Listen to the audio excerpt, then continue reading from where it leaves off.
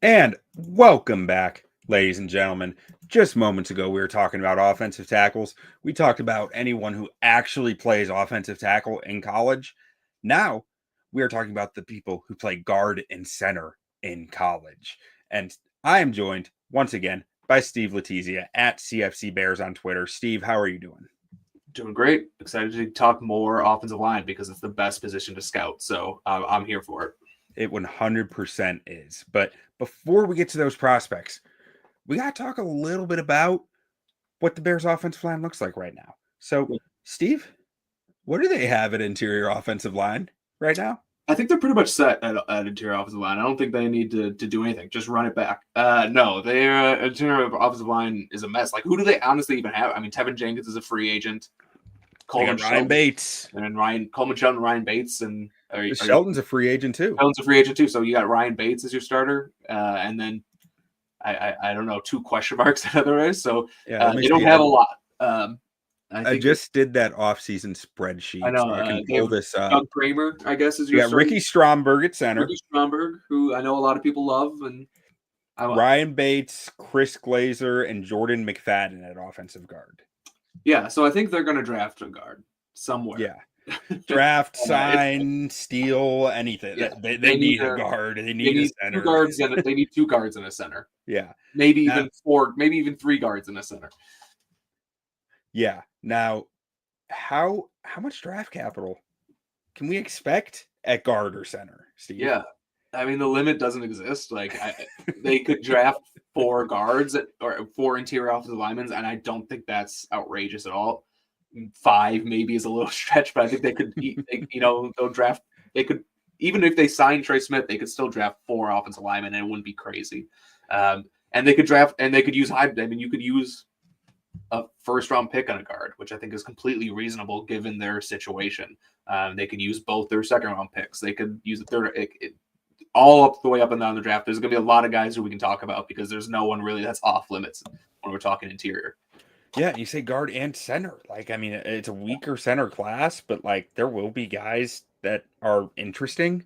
And, I think day 3 is a prime spot to be looking for centers, if not round 3 for some of these guys who we're going to talk about here.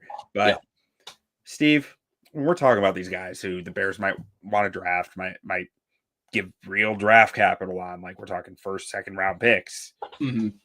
What are you looking for to fit into Ben Johnson's offense? Yeah, I mean, we kind of talked about this on the tackle one, but if you didn't watch that, for me, I think you want to get guys who, well, it's interesting. This is going to be kind of a two-folded question because Ben Johnson offense, I'm picturing guys who are bigger and who can move, bigger offensive linemen than what we've seen in the past. I know Tevin Jenkins was big, but that wasn't a Poles draft pick. You're not going to be looking at a guy who's 6'3", 310 pounds, to be your guard. I think you're going to be looking for Ben Johnson's going to want guys who are bigger, 6'5", 320, 330 pounds, a little bit bigger, but then can also move. Now, the other side of that coin is you do have a quarterback who's on the shorter side.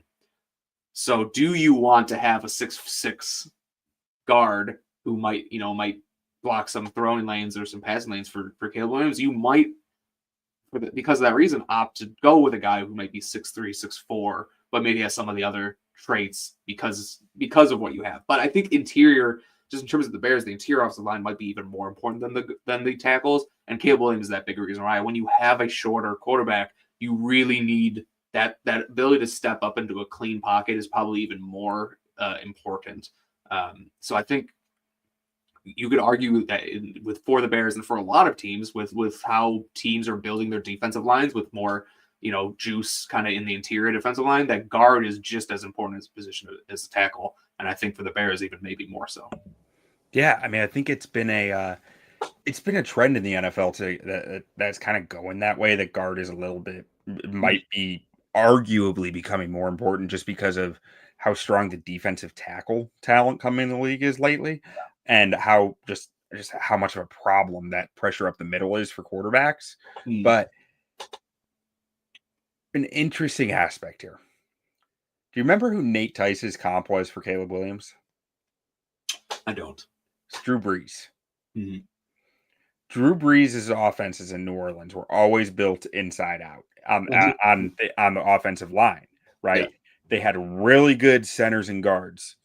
and then they addressed tackle because they wanted to make sure that inside the pocket, that area where Drew Brees excelled from stayed clean and gave him a clean view down like in the short and intermediate, right? Because deep, that's not where you're that worried about for a shorter quarterback, right? They're Right. gonna they're gonna launch the ball. They're taking 7 steps back, like that is not as much the issue as the short to intermediate vision over that middle of the field, because that's where you got to be able to get the ball over. You got to be able to see, did that linebacker did he jump in on the play action or the RPO? Like, did he take the cheese from that other route that was coming across? Like, that is the difference, and that's where you look at the Bears kind of vision for the O line last year. Ryan Bates 6'4", Nate Davis 6'3". I wonder if they did want a bit more of that, those short, stout guys playing guard, Yeah. more than the Matt Pryor and Tevin Jenkins 6'6" guys who I do think they impacted his vision to the Yeah. short intermediate field last year. I said that on post game shows. I blatantly thought that it was an issue at times. Yeah. Interesting you brought up Drew Brees and the Saints, because who was the Saints offensive line coach during that time? Rocher. Yeah, same as the Bears offensive line coach. So maybe there's definitely something there. And the ties, like it's been talked about a lot how much Ben Johnson is his own offense and all that. Yeah. I think the impact of Dan Campbell's time with the Saints and with Sean Payton gets almost dampened down too much when talking about Ben Johnson, because I do think Dan Campbell had a real strong influence on the way Ben Johnson builds his playbook, sees the offense, and does things. And we can see that by how much their staff is kind of New Orleans sent, like idealistically Sean Payton kind of based, with the offensive coordinator signing, the offensive line coach. There's a lot of stuff that points to that Sean Payton style offense. Yeah, for sure. Now, let's get into the prospects. Now that we've given the current Bears roster their due, the absent roster on the interior line, but we're kicking it off with Donovan Jackson out of Ohio State. And Donovan Jackson is to me, one of the more interesting offensive linemen in this whole class of like, how do you evaluate him? Mm-hmm. Because this is a guy who I believe for 3 years or for 2.5 years started at offensive guard. And it was like, well, I guess he's just an offensive guard. Like, that's, some guys are just guards, some guys are tackles, after seeing multiple guys go through Ohio State the last few years who started at guard and moved to tackle by their senior year and then excelled there and went high in the draft. It was like, okay, well, no, they got a transfer in Josh Simmons, who became a tackle, and Jackson stayed at guard. You look at his 24/7 profile, he was ranked as a guard. He has tackle size, he has tackle length, doesn't really add up. Josh Simmons goes down. Donovan Jackson suddenly is getting great PFF grades at offensive tackle, better than he did at offensive guard. Yeah. It's interesting. Like, and I liked his offensive guard tape. Most of the tape I watched from him was offensive guard, and there was some awkwardness to it, primarily as a run blocker. His run blocking footwork was kind of iffy. I think would be putting it nicely. And there was always kind of a robotic feel to his run blocking, which almost, you hear the debates, does too much length, is that a thing at guard? And I think that is kind of where it comes in.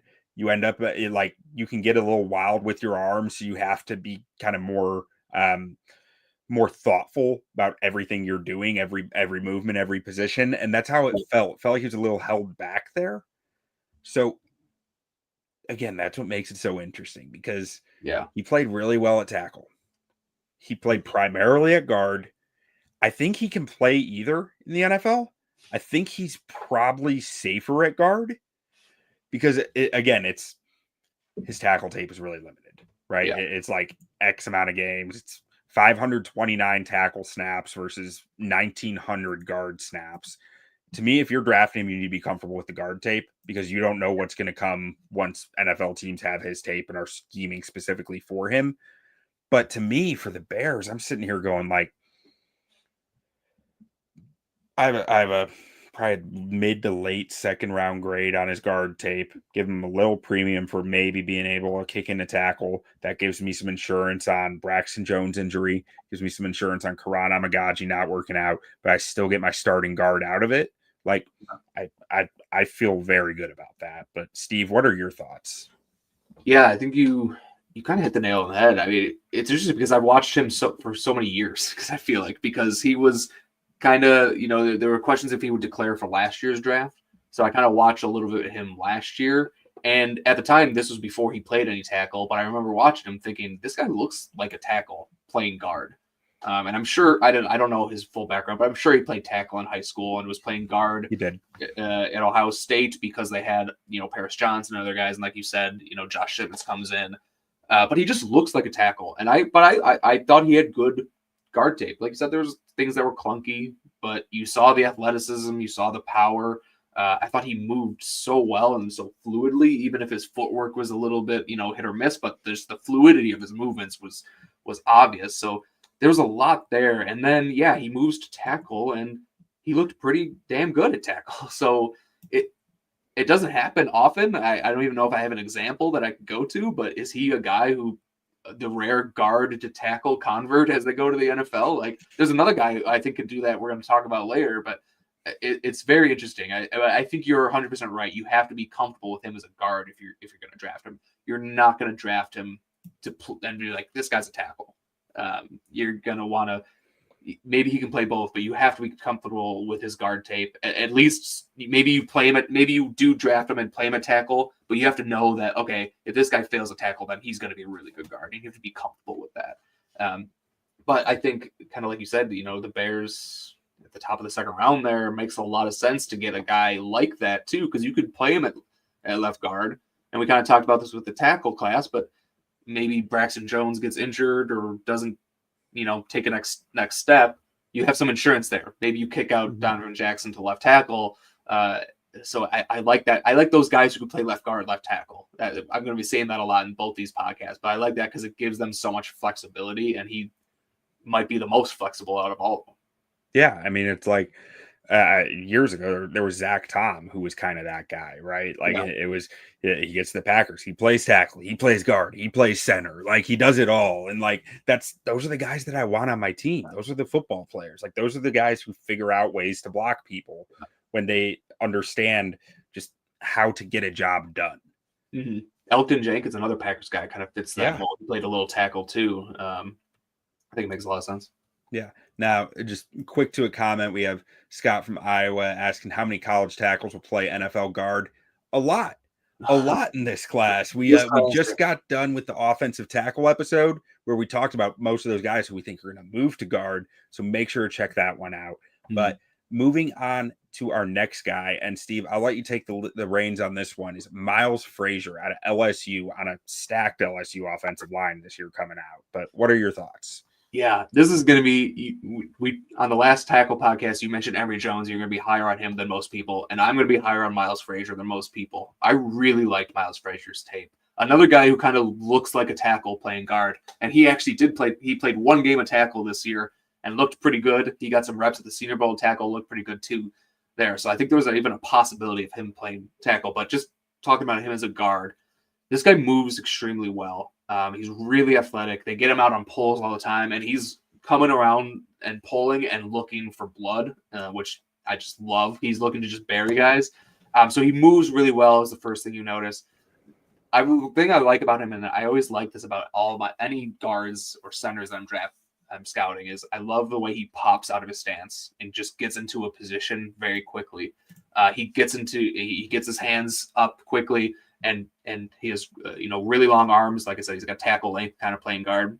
He has good hand placement, good hand timing. He's a really good pass blocker. I think he had almost like a 90.0 PFF pass block grade, or at least, high 80s at the very least. So this is one of the better pass blocking guards in college. And with you taking account the traits and the length and the athleticism, I believe I want to say he played at Florida International and played left tackle there, and then transferred to LSU. So he's a bit of an older guy, but he's had good tape going back a couple of years. This is not like a guy who's older and he put together his redshirt senior year, had a just a breakthrough. This guy's been putting multiple years of good tape on film, and then, like I said, he went to the Senior Bowl, and by all accounts, he was one of the most impressive offensive linemen at the Senior Bowl. So I think he's going to be kind of rising a little bit. I think he's going to go to the combine and do really well there. So he's a guy who right now is kind of, if you look at mock drafts, like it's going on day 3, which is ridiculous, but I think he third round at worst for him, maybe even sneaks into the second.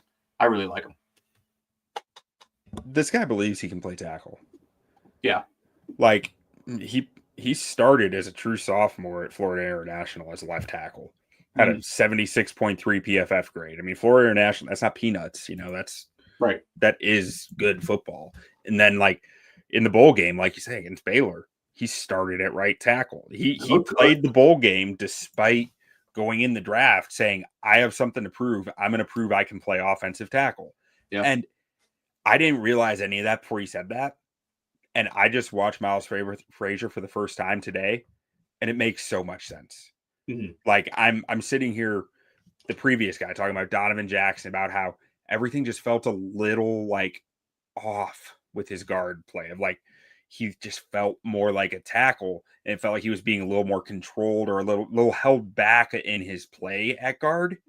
And I felt really similar about watching Miles Frazier. So that's an interesting thought, interesting comment. I did like Frazier's tape when I watched it today. I was a little lower on it than you, but I only got one game through. So like, I don't have a ton to say about him other than just, I thought I saw a nice nasty streak. I saw plenty of athleticism and plenty to work with. And on the tackle episode, we say oops all guards. On the guard episode, do we dare say oops all tackles? It's weird. The first two guys you're talking about could potentially, I don't even know, are there any even examples of NFL tackles who primarily played guard in college? Like there might be, but I just can't. There have to be some. I mean, I can't think of any, but I mean, maybe Zach Tom was one. I feel like Zach Tom kind of played everywhere, but like, it's an interesting aspect because I mean, Frazier probably got to LSU and was just blocked by Emory Jones. Emory Jones and Will Campbell, who's he going to replace there? So yeah, and I mean, at this point, you're saying he's got left-right versatility. He's played left tackle, left guard, right tackle. Love that. Yeah.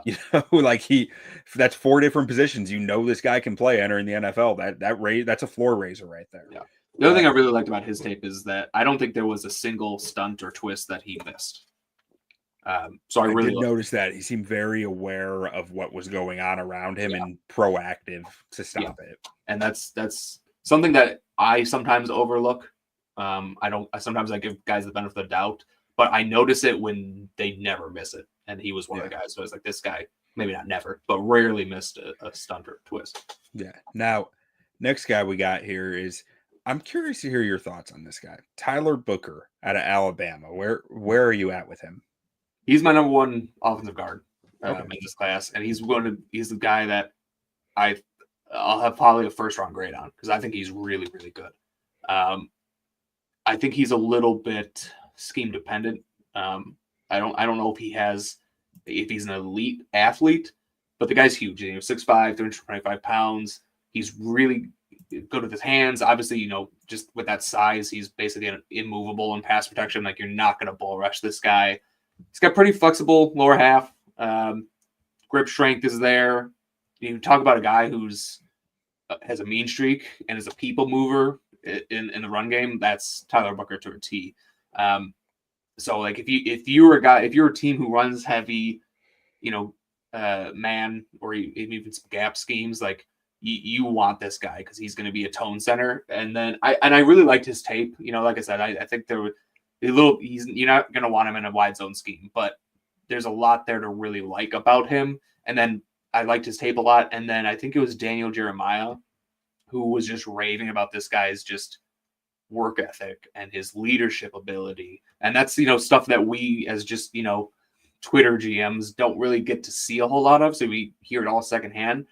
But I think when I heard that, I was like, okay, this guy needs to be a Bear, because that's exactly what the Bears offensive line room, like the team needs, I feel like, is a guy who's going to kind of lead by example. Like Darnell Wright's a really good player. He doesn't give off that personality of a guy who's like a leader, or like, you know what I mean? Like an alpha in the room. Like, he might be really good, but he's not like that leader that guy's going to lead by example. I think Tyler Booker can kind of come and be that guy. And same thing with Braxton Jones on the other side. Like I don't get that vibe from them. A So I guy think who's making 800,000 a year has a hard time being a leader. Like I think that's yeah. just kind of a general rule. But So when I I love the tape, and then when I just heard that glowing review from Daniel Jeremiah, and I was like, okay, this guy's going the first round, and if the Bears get him in the first round, I'd be absolutely ecstatic. Maybe, and if you get him with the trade down and still get him, that's even better. yeah, I mean, so he's my second offensive guard behind Donovan Jackson, and I have a better tape grade on him than Donovan Jackson, and it's the main knock I have on him is that versatility, right? Like you said, you think he's going to be scheme dependent. I agree. I think he's a gap only guy. Like I think that is going to push him down boards a bit. Like more zone centric run teams are going to have a hard time picking this guy, I think. For sure. And that is like, to me, that does impact draft value, right? Like that you can get guys who are less versatile later because not every team is going to care about them. And so that pushes him down my board a little. I also have a bit of a limit on his ceiling. His ceiling's just a little lower than some of the other guys I have, but his floor is higher. Like I think this guy's walked in the NFL being a quality starter pretty much. So he's a safe pick. Is he a fit for Ben Johnson's offense? Could be. I don't think. I think so. I think so. I don't think he's not a fit. Like I said, like unless Ben Johnson surprises and starts running like heavy outside zone. Yeah, I think inside he can do inside zone. Maybe it's not going to be the best for him, but like you're going to have to do inside zone and duo concepts. If you're. Well, I mean, I think he'd crush it duo. Like I'm not worried about that. I'm just worried about horizontal concepts and like I think he's a really strong fit for Ben Johnson's offense. It wasn't a trick question or gotcha moment. That was just I do think he is a strong fit, and I'm interested to see. Like I have a second round grade on him. I don't know if I'd take him in the first round that high, but like if a guy's a fit, a guy's a fit. It'll be interesting to see how they value that. I think I put a lot of premium on a prospect's floor. I think that's just something that maybe I haven't always done, but it's something I started to do more. I draft good college offensive linemen. Well, good college offensive linemen usually turn into good NFL offensive linemen. So especially at the offensive line position, I value just that floor and that stability. So that's why I'm higher on Booker. But I agree with everything you said. So it's just a matter of just different preferences and our different evaluations, which I think is perfectly fine. Yeah, and then so next guy we got here is guy who's, I mean, we're talking about a day 3 guy right here. I had to mention him. Clay Webb. He's just a wild story about him. If you want, like, he was a 5-star coming out of high school, 5-star center offensive guard prospect who committed to Georgia and then left after 1 year after a lawsuit about something that happened when he was in high school. And ended up at Jacksonville State. If you want to know a lot more about that, I'm not getting into the gritty details because it's kind of a very bizarre story. So Google it yourself. But he's going to be interesting to me because I've only got one game of Jacksonville State to go off of. And it's against Western Kentucky. And this guy was the run offense. Like he was just wrecking people all game. And that got my attention. Like, it's as simple as that. I have to get some more tape of him. But if the interviews all go well and that off the field stuff is behind him, like I said, it was a very bizarre story. Like, I don't know what to, I can't sit here and exonerate anything. It's just, It was wild. So look it up yourself. Maybe check out his tape. But I just wanted to mention him because I think he's just an interesting name to know about in this draft cycle. Do you have any thoughts, Steve? Yeah, I haven't really watched a whole lot of them. So to be honest, I don't have much thoughts. But the small school guys they're hard to watch for me. It's so hard to project offensive linemen when they're going up against the guys who look like me and you. It's it's hard to say this guy's going to be an NFL future. Not to say that small school guys don't, because small school guys all the time come into the NFL and prove that they belong. But it's just hard to scout. Well, and that's part of why we're talking about him right now, because my grading scale is based on dominant reps, good reps, fine reps, poor reps, and bad reps. And this guy just had a bunch of dominant and good. It's like, how do I put a number on this? Yeah, exactly. But moving on. Let's get back to some of the power four guys. And Jared Wilson out of Georgia. And Steve, I know you did a write up like back in November about centers, and this guy was near the top of your rankings. So what are your thoughts with Jared Wilson? So Jared Wilson is my number one center, not including any prospects that might transition to center. Like the prospects that are centers in college and will be centers in the pros, he's my number one prospect. I really like him. He's a redshirt sophomore. So you don't see a lot of redshirt sophomores or even really underclassmen in general centers declaring. Usually it's positioned where they guys, spend a lot of time in college.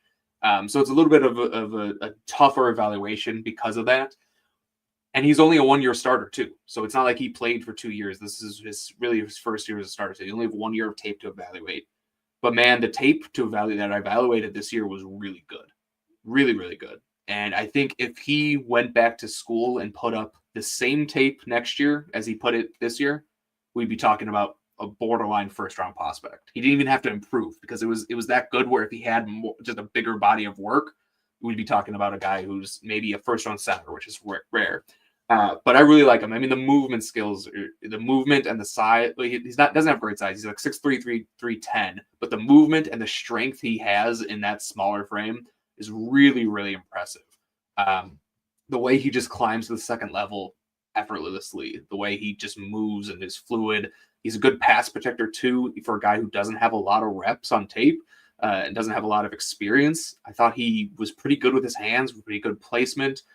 He plays with a nice wide base. He, has fluid hips that he can, anchor. He plays with good leverage because, like I said, 6'3", 310. He's not, overpowering, but he plays with leverage and work and rolls his hips into contact.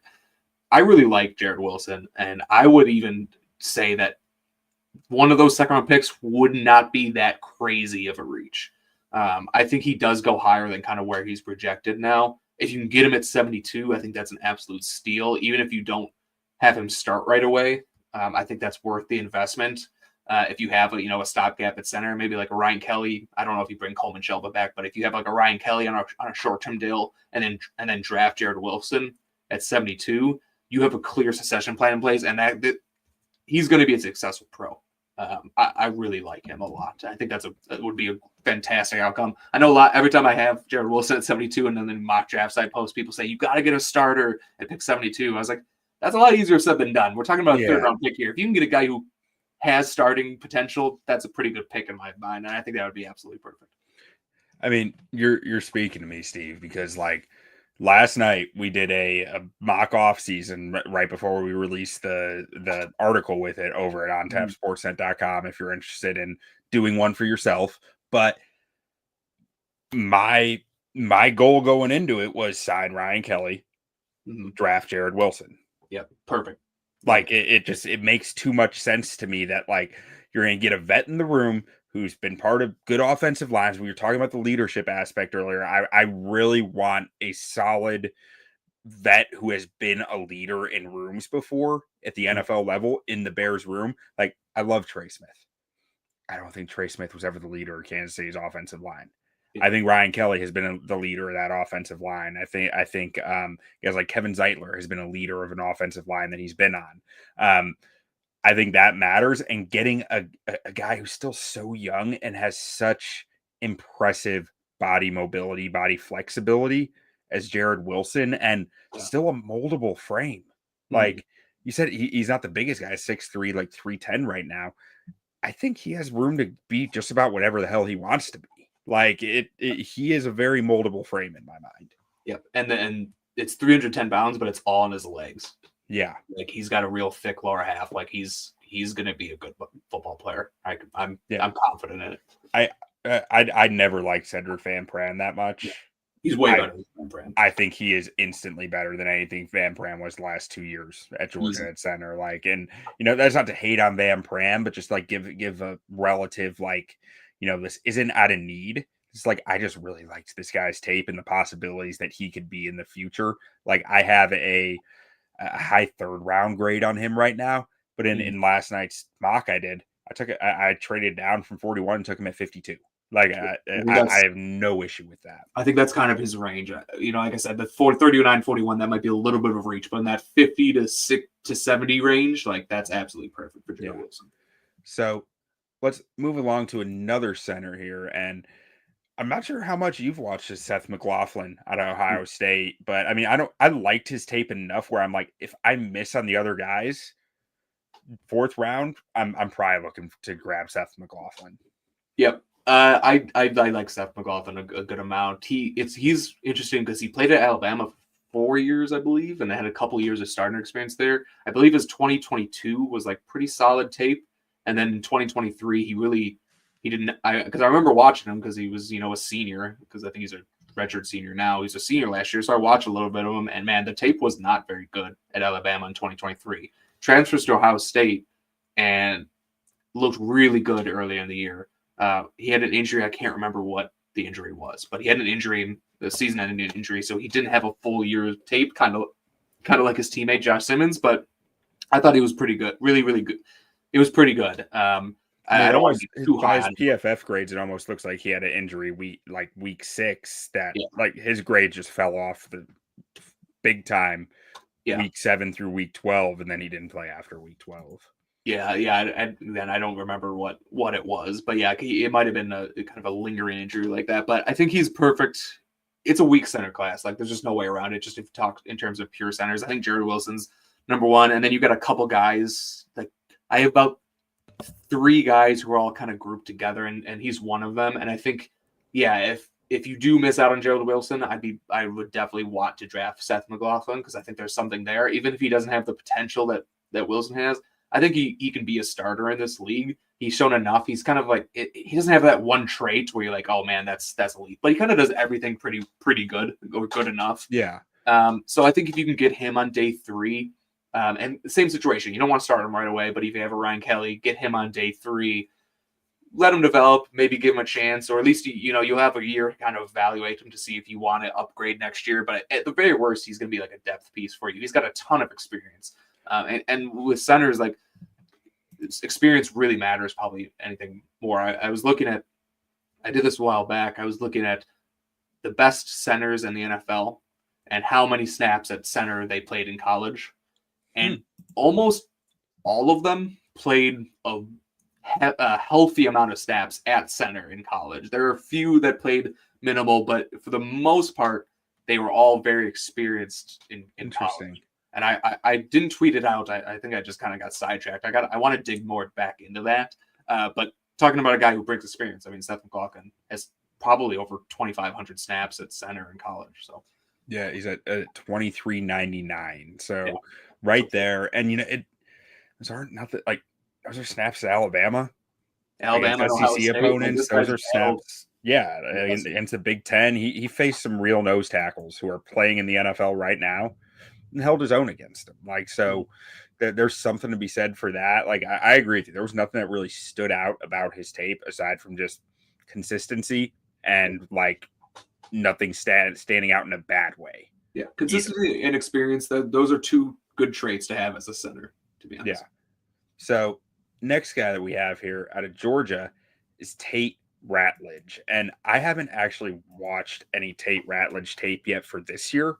I watched some last year before he decided to return, and I saw some of the traits that were there that were highly touted, but like I walked away from the tape wanting more than I saw.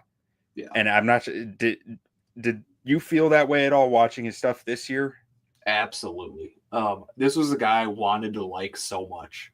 Like he's been talked up. I feel like the last 2 years, like Tate Ratledge. One, he's got a great name. 2, he's got a great mullet mustache combo. Like this guy looks like an offensive lineman, and he's got a lot of hype. A lot of people really like him. So I went into his tape and I was like, oh, this is gonna be fun. Like this guy is gonna be great. And yeah, just kept you wanting more. It was not that good, to be honest. Not that I shouldn't say that because again, we talked about this before. You don't ever want to get too low on a player. It just wasn't what I expected, and like you said, it just leaves you wanting more. He doesn't have great athleticism. He has okay athleticism, maybe even slightly above average athleticism, but not anything you're going to write home about. He doesn't have long arms. He plays high. He gets out leveraged a good amount. He had some injury concerns this year, which I think contributed to some of that. So some of his tape this year, I kind of did take with a grain of salt because I think he was playing hurt pretty much.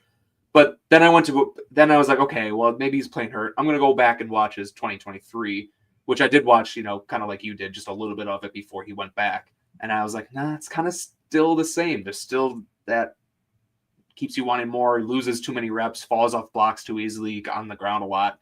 So yeah, just kind of, man, I really wanted to like him a lot more than I did. Yeah, I felt the same last year. And I mean, I don't know if I felt like his competitiveness was there. His want to is there. He has some power on his side. Like, so, I mean, I will always be the first to say if you can find me decent traits and a lot of want to and feistiness and guys who crave contact, you can make them work. So like I do think there is value to drafting Tate Ratledge somewhere in like maybe the 4th round or 3rd round. But like I don't know. I feel like the hype has never really matched what I've seen from him. Yeah. I think if you can get him on day 3, I think that's totally worth the investment because I think there's something there. But yeah, the top, I think he's going to be outside my top 100. Yeah. Probably in that 120 round 120, 125, something like that. I don't know exactly, but he's going to be slightly outside my top 100. So yeah, if you can get him on day 3, like I think that makes sense. Round 3, like at 72, I think that'd be quite a reach for me. If you can get him, if you do trade back and maybe you have the Ian Cunningham pick or something. Pick him at round 100 to be like, okay, that's a little bit of a reach, but I can live with that. Yeah. But yeah. All right, so next guy, and we're mostly getting into day 3 guys now. And Steve, let me know if you disagree with any of these guys being day 3. But like, I mean, I'll take the lead on Drew Kendall out of Boston College. Like, I loved this dude's tape. It was just, he's just excuse my French, he's just a motherfucker. Like, he just wants to brawl, man. He wants to dance. He wants to go to a bar and start a fight. Like, and his dad played center in the league. I think his dad was a former Pro Bowler. He understands angles and spacing really well. I thought he had I swore when I was watching his tape, this guy must have a wrestling background, and he doesn't. But like when I saw that his dad was a former NFL center, it was like, okay, that makes more sense then. He just brings that that competitive level and the feistiness to every single rep. Now he ends up on the ground lunging at guys a decent amount, but like it's just the attitude I want at center. Like this guy is the attitude I want at center over and over and over. The traits aren't all there, but I think he has a chance to stick in the NFL because of that attitude and that work ethic. Yeah. Yeah. Mean and smart is a good combo, even if there's the rest of the package isn't maybe as neat, but I think there's definitely something there. I thought, I think he's under 300 pounds or was right around 300 pounds. So I think he was, but he it doesn't really show up, but that is a concern for me because I think he was, I think I have it in front of me. Let's see. Drew Kendall. Okay. So it's 299, but like that's PFF. Yeah. So 6'3" and 5'8" and 304 pounds. So just over 300. Okay. So he's not the biggest guy, but I feel like he especially in the run game, he showed some power, but I thought he got bull rushed a few times kind of in pass protection. But like I said, we're talking about a day 3 guy. I think he's kind of in that. I have him below Seth McLaughlin, but not by a whole lot. So I think he's another guy, if you have, I think he's worth an investment late as a developmental center for sure. Yeah, likewise. He's below Seth for me, but like he's not that far below. Like he's I think I have a 5th or 6th round grade on him, probably a 5th, and like that, I think that's worth a flyer there. Now, next guy, Jake Majors. I think he has more of the physical traits that you're looking for, but I don't know about the mean streak and the just the whole package. And some of this might be Steve Sarkisian's offense. I have such a hard time judging this offense so often. But like, I don't understand why he's doing what he's doing sometimes, or like, I don't know. There are moments where I don't know if he knows why he's doing what he's doing, and that hesitancy bleeds through the tape. But what are your thoughts on Jake Majors? Yeah, I wasn't a big fan, and I agree with you. Texas offense, oh god, it's a slog to watch it, especially the offensive line play. It's so hard to evaluate them because there's so many things that they do that you won't be doing in the pros, and it's all of them have great PFF grades because they have to protect for half a second. Like they don't have to do a whole lot. It's very offensive line friendly. So I feel kind of the same way with Jake Majors as I do with Kelvin Banks. Kelvin Banks is much higher regarded, but kind of the same issues. The balance issues. Is on the ground a lot. He's lunging. I like what you said, where I don't think he understands why he's doing what he's being asked to do. Because like sometimes he'll just like stop blocking halfway through the rep, falls off blocks, the balance. It does not have that mean streak at all. I felt like he was just just trying to get in the way. So I didn't really like him. I have him below both Kendall. I have him below Drew Kendall, to be honest, because I thought Kendall was so this is the order of whatever our big board has. So like. Okay. Yeah, I thought and I know a lot of people like Jake Majors. Jake Majors is probably the player I get asked about the most whenever I did my like center article. And it's just like, yeah, I know he's got great PFF grades and he has a lot of experience, but from an NFL draft, projection, there's not a whole lot that you really love. Yeah, I mean, I'm with you there. Like, I mean, if you've missed on your other guys and you're sitting there in the 5th round, 6th round, and he's staring you in the face, take a shot, because that Texas offense is weird and he has some of the physical tools that you're looking for. Yeah. But like, I'm not getting, and he has a great name for a center, but like, I'm not getting over my skis. Like, I'm not getting excited about him too much until I see something to be excited about. Yeah, same. Absolutely. Now, to stick with guys who have played a ton of snaps. Yeah. Jonah Monheim out of USC, and I'll let you take the lead on this one. Yeah, I like Monheim. So he's above Kendall and Majors for me. I don't know exactly if he's going to be above Seth McLaughlin or not, but those two guys will be close in terms of prospects. He was Caleb Williams' left tackle in college at USC. He knew he wasn't going to stick at left tackle, so he made the transition to center, which I love. I wish more prospects would do that. Say, hey, I'm not a left tackle. I'm not a tackle. I'm going to move inside now, so I don't have to make that transition to the pro. So I'm glad he did that, so we got to see him. His tape at center early in the year was up and down. I thought he got much better as the year went on. The athleticism is clearly there. I really love the way he moves. Getting him out in space and on poles and everything, like he does that really, really well. And I had him higher, and I've been forced to kind of come back on him a little bit and come down on him a little bit because he measured with less than 31-inch arms at the Senior Bowl, which is an extreme outlier. And it shows on tape. It's not like something he works around. Like if you watch the Michigan game for Jonah Monheim, you would say this is an undrafted free agent because Mason Graham ate his lunch pretty much all day. That's one of the reasons I have him below Drew Kendall and Jake Majors right now, because I've watched 2 games, LSU and Michigan, and that Michigan one just tanked his grade.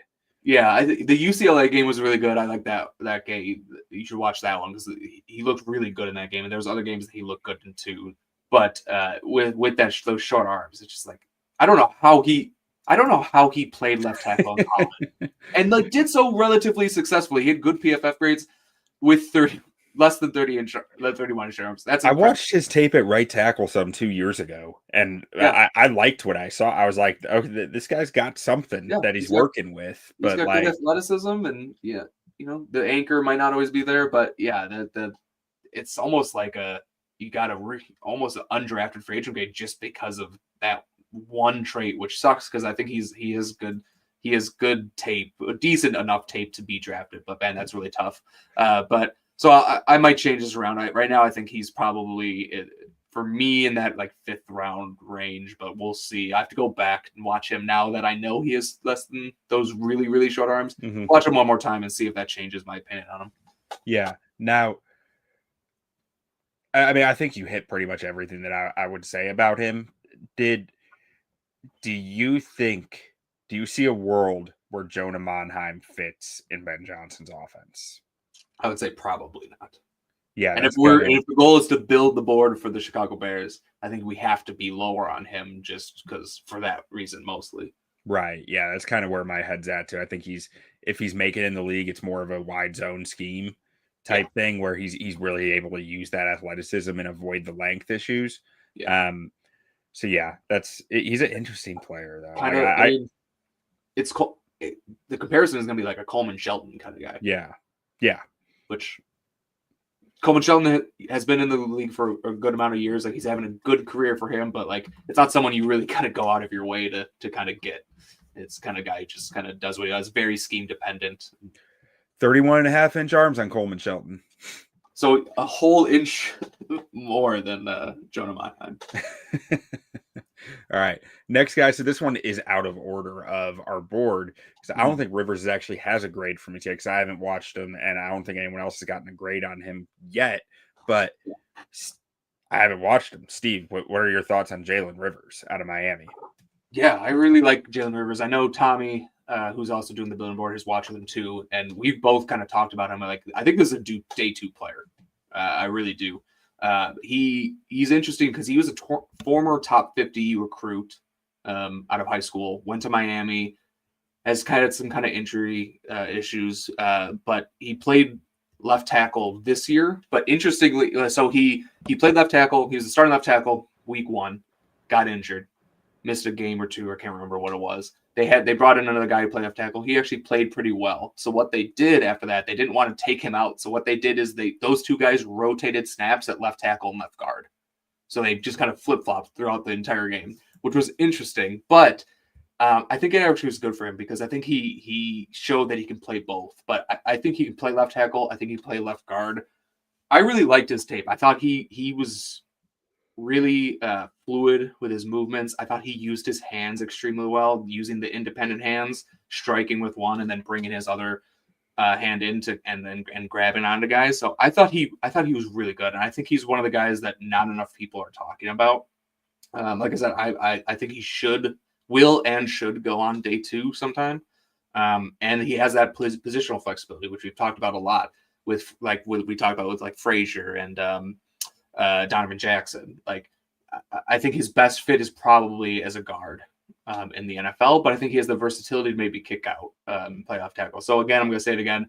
I think he's perfect for the Bears. You draft him, you play him a left guard. If you do draft him, you play him a left guard, and he has that left tackle experience in a pinch if Braxton Jones doesn't do what you expect him to do. But I think more people need to get on him. He went to the Senior Bowl. By all accounts, was really good at the Senior Bowl. I want to see. Do I have his? Give me one second. I want to see. Yeah, his... I know. I saw his name in like from Senior Bowl stuff of like he was one of the winners of the week, but it hasn't like taken. So it's odd. I wonder what his injuries were.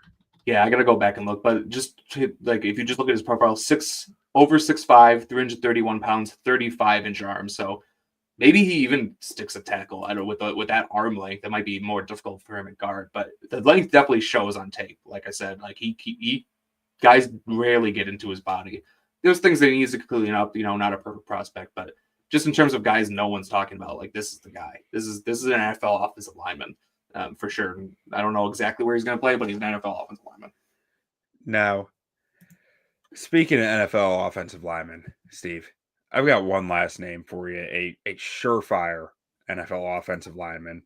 That's Willie Lampkin out of North Carolina. And that's that might like not to poke fun at it.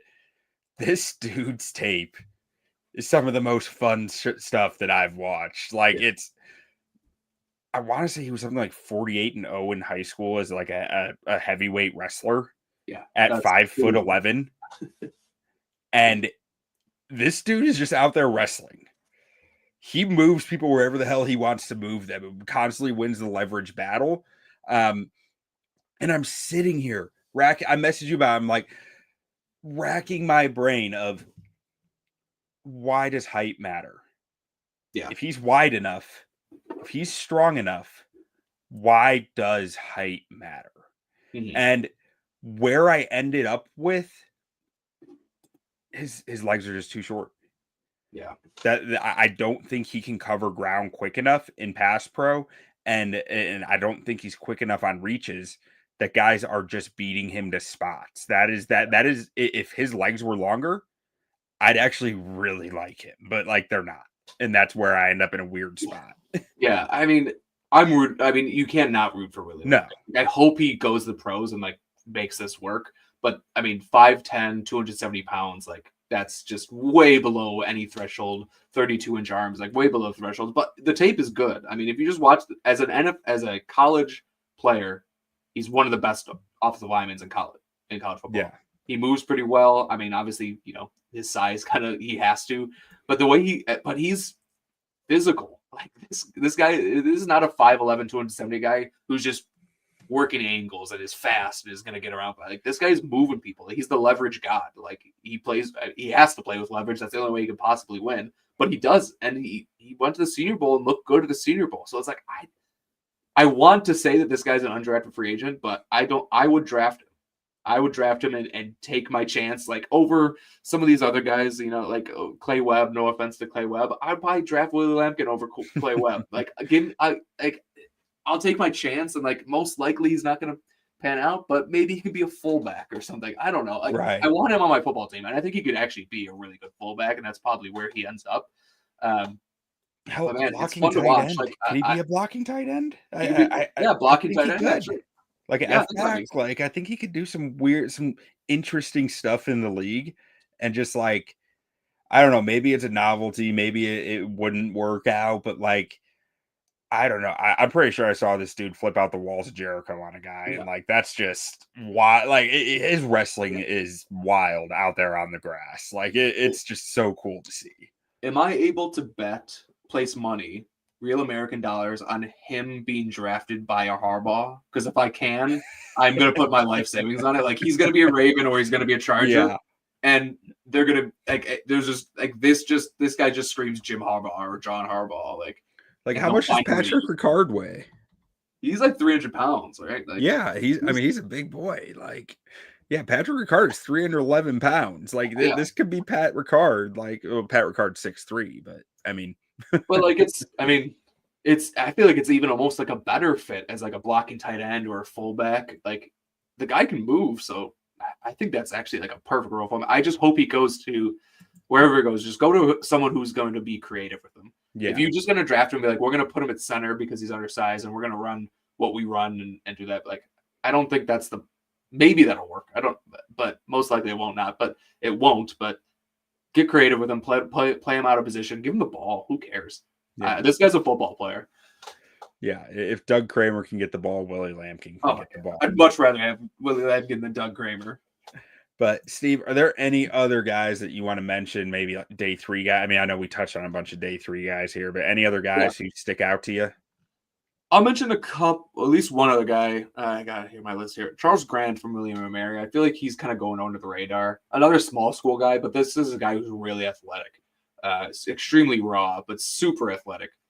Maybe he's another guy. Maybe we shouldn't even be talking to him because I don't know if he's going to fit what Ben Johnson wants. But if you do run an heavy outside zone scheme, like I think he's a guy who can play as a guard in the NFL level. So I think that guy, he deserves a shout out. And let me just go through Cooper Mays from Tennessee is a guy I like. I don't love, but he's kind of in that Seth McLaughlin, Drew Kendall range.